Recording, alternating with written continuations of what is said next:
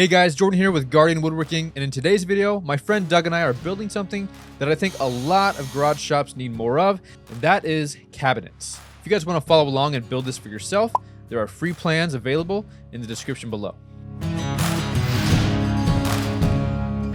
This video is sponsored by FlexiSpot. For a beginner or even intermediate woodworker, I feel like cabinets can actually be a bit daunting, for myself included. There's something about breaking down the big sheets of plywood, figuring out all the measurements for, the doors, the drawers, how to attach the drawer slides, the best way to measure everything, making sure it actually fits up against, the wall or space that you're making the cabinet for in the first place. Doug is actually going to be doing most of the cabinetry in this new house that he's building, but he reached out to me and said he's going to be working on some shop cabinetry first for his own garage shop to work out any, kinks and get a good process in place before he starts working on the interior cabinets for his house. He asked if I wanted to be a part of it, and I said yes, absolutely. So we set up a couple days to film and put it all together. So to break down the big sheets of plywood, we're actually using this fancy Festool saw that Doug had. It's got two blades on it. You've probably seen it before.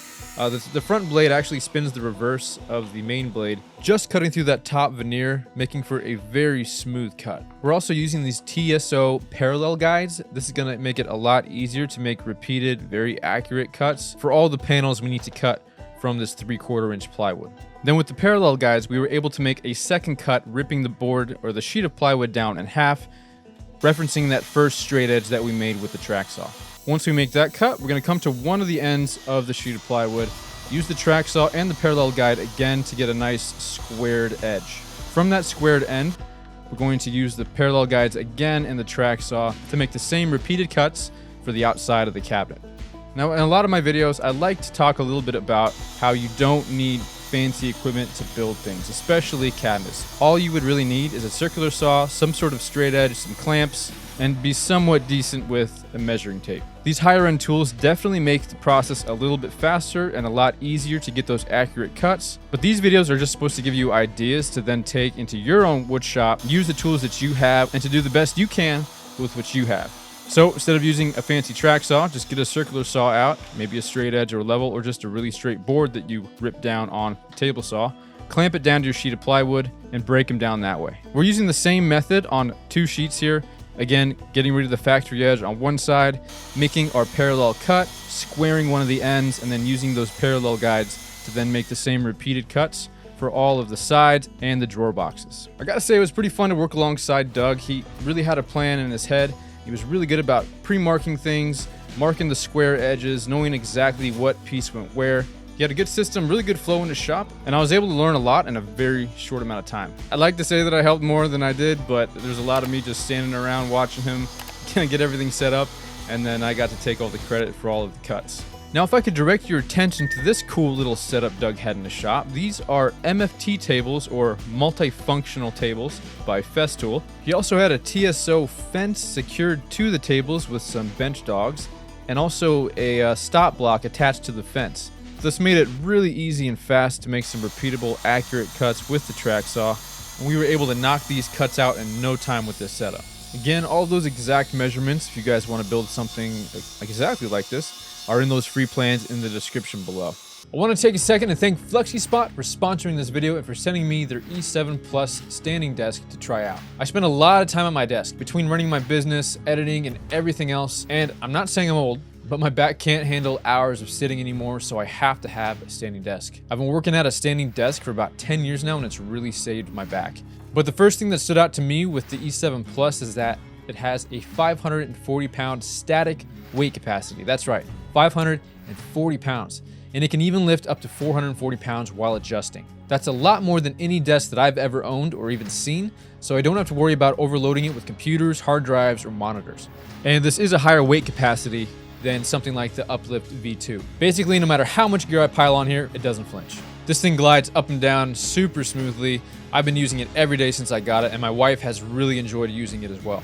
The legs are 3-stage and extend up to 51.57 inches, which actually makes it the tallest 4-leg standing desk you can buy right now. Whether you're vertically challenged or really tall, this desk is going to work. FlexiSpot also backs it with a 15-year warranty and a 30-day risk-free return policy, which should make you feel pretty good. And compared to other 4-leg standing desks that usually cost well over $1,000, this one is surprisingly budget-friendly. It's compatible with a lot of desk accessories too, and the keypad even has a USB charger, which has been very handy. If you want to check it out, I'll drop a link in the description where you can find the E7 Plus or another FlexiSpot desk that fits all of your needs. Another big thanks to FlexiSpot for sponsoring this video. Let's go ahead and get back to the build. Now, in the plans that Doug drew up, there is a space in the back for some open shelves. So we're going to be putting a 1/2-inch plywood panel in the back of this cabinet, but we're setting it back about 6 inches. We're going to be cutting out a dado in the back of all the exterior panels for the cabinet with this dado stack. Again, if you don't have a dado stack, you can use a router with a fence guide, or you can use a table saw with a flat grind blade, and then just make several passes until you get a 1/2 inch dado. You can really see how this MFT setup that Doug had in his shop really worked well, especially when we got to the drawer boxes. Either using the track saw or the table saw to rip everything down to the correct width, we could then take those long strips over to the MFT tables with the stop block setup that Doug had, and using the track saw, make the same repeated cut over and over again. Again, that 2-blade system, really nice setup. There was no tear out to speak of after making any of these cuts with that track saw. This isn't sponsored, I just really enjoyed using it, and it's definitely on the list of something that I want to buy from my shop in the near future. So after Doug demonstrated how to do this, I went ahead and got a chance to get in there, make some cuts of my own. Once we had made all of our cuts on that cut list, it was time to do something new that I had never done before, actually, and that was doing a little bit of edge banding. This is a really great way if you're not going to be doing any face frames on your cabinetry, especially if it's just going to be, in the garage. Putting a little bit of edge banding on the front of your cabinets and the drawers even can clean it up and make it look really nice. Basically, we're just going to roll out some of this birch wood veneer edging, cut it a little bit longer than the length of the plywood. Then taking this dedicated edge banding iron, I've seen people use clothes irons, honestly, for edge banding as well. But just carefully running it back and forth along the edge, being careful not to burn it, but also making sure that all the glue melts and adheres to the edge of the plywood. Then taking a plastic roller, pressing down firmly along the whole edge of the board to make sure that glue is pressed down all the way. And then after it's cooled down enough to where I know, it's not going to slide off if I put too much pressure on the edge banding, I can come back with the clippers, trim off the ends, then I can take this edge banding trimmer and starting from the middle, pushing out to both ends, trim off that excess that overhangs the plywood. Taking a little sandpaper to knock off any harsh edges on the sides or the ends, and that's pretty much all there is to it. It was way easier than I thought it'd be. Since we were using the edge band trimmer quite a bit that day, we both did notice that it did get dull fairly quickly. They are cheap, so you can buy, several of them, but Doug actually sent me a video of this right after we finished the build, and it's him trying a flush cut trim bit to trim off the excess edge banding. And it seemed to work a lot better and simplified the process, so next time I do any edge banding, I'll probably try this method instead of using those edge band trimmers. There's no way to really replace the blades, and it seems like a bit of a waste. Doug and I were able to knock this out pretty quickly and then move on to the next step.